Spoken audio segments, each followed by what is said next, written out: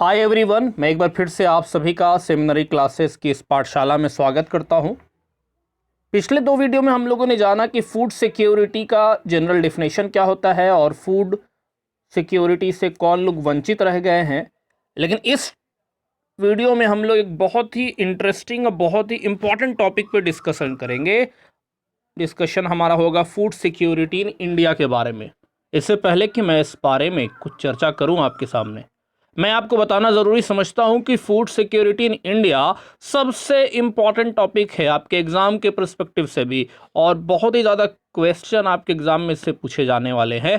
तो आइए स्टार्ट करते हैं इस टॉपिक को ध्यान में रखते हुए इसकी महत्ता को। भारत में ग्रीन रिवॉल्यूशन के बाद से किसी भी तरह की कोई फेमाइन बड़े स्तर पे नहीं देखने को मिली। फेमाइन जैसा कि मैंने पहले बताया था कि स्टारवेशन या फिर गंदे खाना खाने की वजह से या फिर भुखमरी की वजह से जो लोगों का बड़े लार्ज नंबर में जो डेथ हो जाता है उसे फेमाइन कहते हैं। भारत में ग्रीन रिवॉल्यूशन के बाद से ऐसा कोई सिचुएशन नहीं आया, खराब वेदर कंडीशन होने के बावजूद। इंडिया अब सेल्फ सफिशिएंट बन गया है, अनाज हमारे पास बहुत उपज रहा है अलग अलग तरीके का। कब से ऐसा हो रहा है? पिछले 30 सालों से ऐसा हो रहा है, और इसकी वजह से हमारे यहाँ फूड सिक्योरिटी का प्रॉब्लम अब कम हो रहा है। फेमाइन वगैरह नाम की चीज़ अब बिल्कुल सिरे से नज़र ही नहीं आती है। फूड ग्रेन्स की जो अवेलेबिलिटी है, इतने एडवर्स कंडीशन में भी बारिश नहीं हो रही है, मौसम ख़राब है, तब भी अनाज आसानी से लोगों तक पहुंच जा रहा है कंट्री लेवल पे। इसका कहीं ना कहीं बहुत बड़ा कारण है हमारे देश का फूड सिक्योरिटी सिस्टम, जो कि केयरफुली डिज़ाइन किया गया है गवर्नमेंट के द्वारा। और इसमें दो कंपोनेंट है, एक बफर स्टॉक है, एक पब्लिक डिस्ट्रीब्यूशन सिस्टम है। आइए इसको मैं एक फ्लो चार्ट के माध्यम से आपको बिल्कुल आसानी से समझाता हूँ। तो आप देख पा रहे हैं ये एक फ्लो चार्ट है जिसमें कुछ इमेज बना हुआ है। आइए मैं इसको कनेक्ट करके आपको बताता हूँ। देखिए यहाँ पे फार्मर्स और प्रोड्यूसर्स है। वो उस जगह के फार्मर्स जहाँ पे किसी पर्टिकुलर फसल की उपज बहुत ज़्यादा होती है। एग्जाम्पल के तौर पे पंजाब, हरियाणा, जहाँ चावल गेहूं की फसल अच्छी खासी उपज हो जाती है, ज़रूरत से भी ज़्यादा, यानी उसको वो लोग फिर बेच भी सकते हैं। तो वो फार्मर्स और प्रोड्यूसर करते क्या है कि वो अनाज को, ग्रेन्स को, आप देख रहे हैं एरो बना हुआ है, एफसीआई को सेल कर देते हैं। अब ये एफसीआई को सेल करने से होता क्या है, यहाँ देखिएगा कि ये फार्मर्स ग्रेन्स वगैरह किसको सेल करते हैं? एफसीआई को। अब एफसीआई क्या है ये भी हम समझते हैं। और एफसीआई जो इनसे ख़रीद लेती है अनाज, तो इनको तो पैसा देती होगी, या पैसा देती है, और इस पैसे को एमएसपी कहते हैं, मिनिमम सपोर्ट प्राइस, न्यूनतम समर्थन मूल्य। ये क्या होता है? ये उन किसानों को पैसे दिए जाते हैं जो एफसीआई को अनाज मुहैया कराएंगे, अनाज देंगे।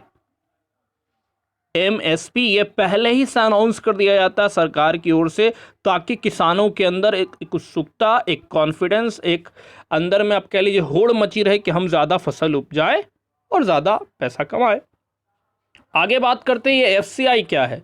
एफसीआई का फुल फॉर्म होता है फूड कॉरपोरेशन ऑफ इंडिया। ये क्या करती है कि अनाज इनसे ले ली। किससे अनाज ली?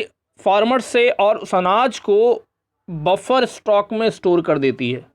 बफर स्टॉक्स में अनाज को स्टोर कर दिया गया। अब ये कैसे एक आम आदमी तक पहुंचता है, कंज्यूमर तक, आगे समझते हैं। ये एफसीआई फिर क्या करती है? स्टेट गवर्नमेंट को ग्रेन्स एलोकेट कर देती है, उसको दे देती है। स्टेट गवर्नमेंट्स बदले में इन्हें कुछ पैसा देती है, जिसे सेंट्रल इशू प्राइस कहते हैं। फिर ये स्टेट गवर्नमेंट्स पीडीएस, जिसे हम लोग कह सकते हैं FPS, food fair price shop, आपके मोहल्ले में होगा, डीलर की दुकान होगी, जन वितरण प्रणाली केंद्र भी लिखा रहता है उसका नाम हिंदी में, तो वहाँ पे अनाज पहुँच जाता है। कौन पहुँचाने का काम करती है? स्टेट गवर्नमेंट यहाँ पहुँचा दी। अब ये फेयर प्राइस शॉप इसको इसलिए कहते हैं क्योंकि यहाँ पे बहुत ही कम दाम में अनाज जो है मुहैया हो जाती है। उम्मीद है कि यहाँ का सारा कॉन्सेप्ट आपको समझ में आ रहा है। एफसीआई एक संस्था है जो फूड को स्टोर करती है सरकार के बिहाफ में। बफर स्टॉक कहते हैं स्टोरेज ऑफ फूड। अब यहाँ स्टेट के पास आ गई अनाज। अब स्टेट क्या करता है? इसको फेयर प्राइस शॉप को दे देता है।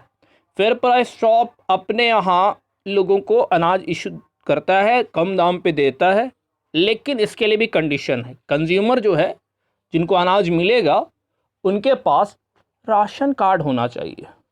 बिना कार्ड के काम नहीं चलेगा। ऐसा नहीं कि आप पबजी खेलने का सर्टिफिकेट दिखाइएगा कि हाँ हम इतने बार जीत गए हैं तो आपको अनाज मिलेगा, नहीं।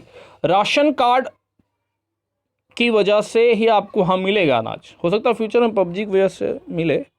तो अनाज जो राशन कार्ड की वजह से मिलता है, तो इसमें दो तरह का कार्ड इश्यू होता है। एक बीपीएल कहलाता है, below poverty line, and APL, above poverty line.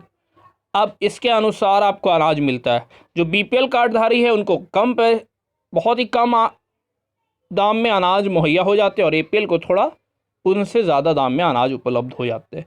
तो उम्मीद है कि आपको ये पूरा कॉन्सेप्ट समझ में आ रहा है कि कैसे एक कंज्यूमर के पास अनाज आसानी से मुहैया हो जा रहे हैं, उपलब्ध हो जा रहा है, जिसके कारण वो बहुत समस्याओं से बच जा रहा है। जैसे इस टाइम पे लॉकडाउन में बहुत सारे लोगों की बहुत समस्या है, अनाज नहीं मिल पा रहा, लेकिन राशन कार्ड जिनका बना हुआ है उनको तो आसानी से उपलब्ध हो जा रहा है। हालांकि इसमें भी कुछ समस्या है, कुछ प्रॉब्लम है पीडीएस सिस्टम पे, जिसकी चर्चा हम लोग आगे के वीडियो में करेंगे। उम्मीद है कि ये कॉन्सेप्ट आपको क्लियर हो गया होगा। एक बात बताना मैं भूल गया था, यहाँ पे एक और टॉपिक है, फेयर प्राइस शॉप। जो कंज्यूमर को अनाज देती है उसको हम लोग कहते हैं, जिस दाम पे ये मिलता है उसको इशू प्राइस भी कहते हैं, निर्गत मूल्य जिसे हिंदी में कह सकते हैं। यानी इशू किया जाता है। अब किस चीज़ को इशू किया जाता है? अनाज को। अब इससे होता ये है कि खाने का जो शॉर्टेज है फूड का, अनाज का, इस समस्या का समाधान निकल गया। चाहे कितना ही वेदर कंडीशन एडवर्स हो और क्लैमिटी भी आई होगी, तो भी ये आसानी से इस प्रॉब्लम का सॉल्यूशन निकल जाता है। और इसमें मिलता क्या है आपको? किरासन है, चीनी है, चावल है, गेहूँ है, ये सारा कुछ मात्रा में आपको मिल जाता है। उम्मीद है कि यहाँ पे कॉन्सेप्ट आपको आसानी से समझ में आ रहा होगा। थोड़ी सी इसकी हिस्ट्री जान लेते हैं कि राशनिंग सिस्टम इंडिया में कब से शुरू हुआ। राशनिंग सिस्टम 1940 से स्टार्ट हुआ था, जब बंगाल में एक फेमीन आ गया था। आपको मैंने बताया था पहले ही टॉपिक में। तो राशनिंग सिस्टम ये लाया गया था।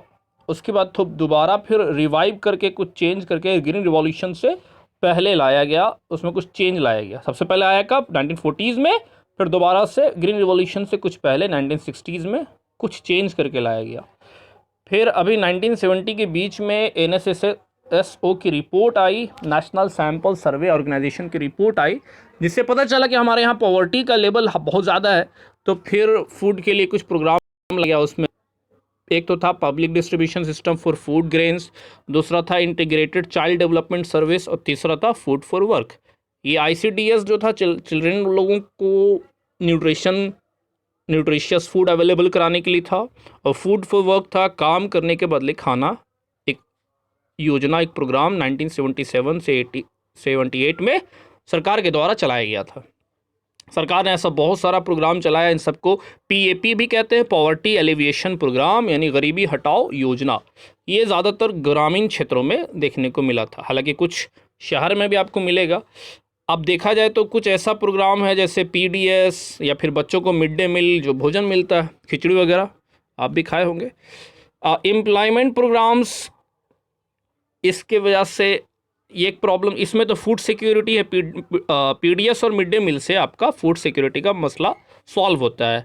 और कुछ ऐसा भी प्रोग्राम है जो जॉब देती है, जैसे नरेगा वाला सिस्टम। इससे क्या होता है? आपका इनकम बढ़ेगा, तो आप खुद से ही अफोर्ड कर पाइएगा, अनाज खरीदने के लायक काबिल हो पाइएगा। उम्मीद है कि ये कॉन्सेप्ट आपको बहुत आसानी से समझ में आया। इन द नेक्स्ट वीडियो, जो कि लास्ट वीडियो होगा, हम लोग बात करेंगे PDS का करंट स्टेटस के बारे में। Thank you very much. Have a nice day.